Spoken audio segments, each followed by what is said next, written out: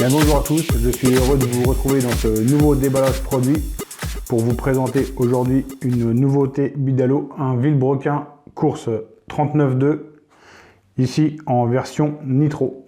C'est parti.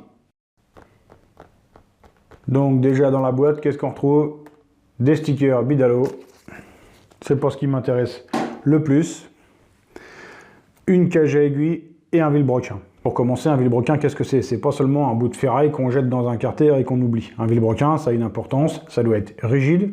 Alors rigide comment? De par les matériaux employés, de par l'endroit où est placé le maneton par rapport au bord de la masse. S'il n'y a pas assez de ferraille, forcément le machin il est tout souple, c'est hors de peur. Et son rôle primordial, son premier rôle, le Vilebrequin, c'est quoi? C'est transformer un mouvement rectiligne alternatif en un mouvement rotatif uniforme. Qu'est-ce que ça veut dire?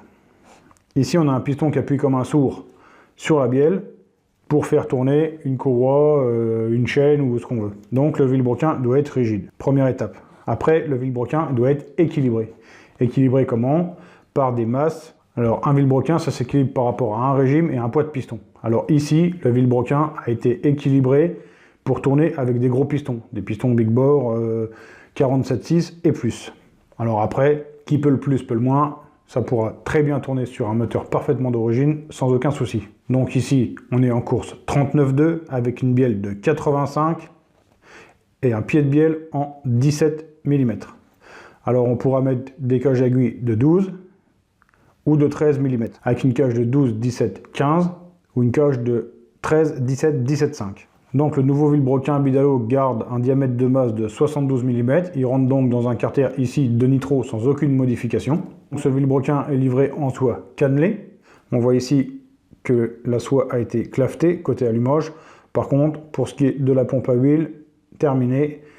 Les usinages n'ont pas été faits, ce qui pour moi n'est pas un mal. Ça évite 2 points de rupture possibles. Bon, bien que pour l'instant on n'ait jamais ou rarement vu des Vilebrequins cassés côté allumage.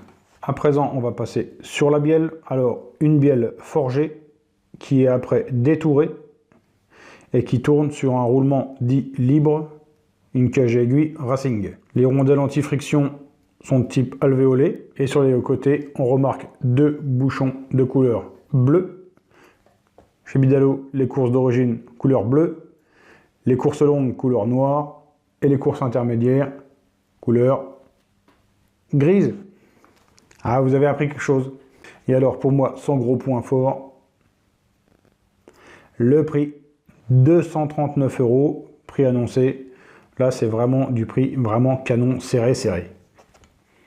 Donc voilà pour ce rapide tour d'horizon sur le nouveau Vilebrequin course 39.2, ici version nitro. Alors je vous invite comme d'habitude à liker, à partager, les pouces bleus sur Facebook, etc., etc. Moi ça me fera toujours plaisir, ça me donnera envie d'avancer. Je remercie encore une fois Bidalo de m'avoir mis à disposition des produits pour pouvoir vous présenter un peu des choses nouvelles. Au cas où vous ne l'auriez pas vu, la vidéo passée sur le nouveau haut moteur Racing Factory WR. Donc une superbe vidéo avec pas mal de détails techniques sur le cylindre, un super beau produit aussi. Donc encore merci à Bidalo et à tous ceux qui me font confiance. Bye, à la prochaine.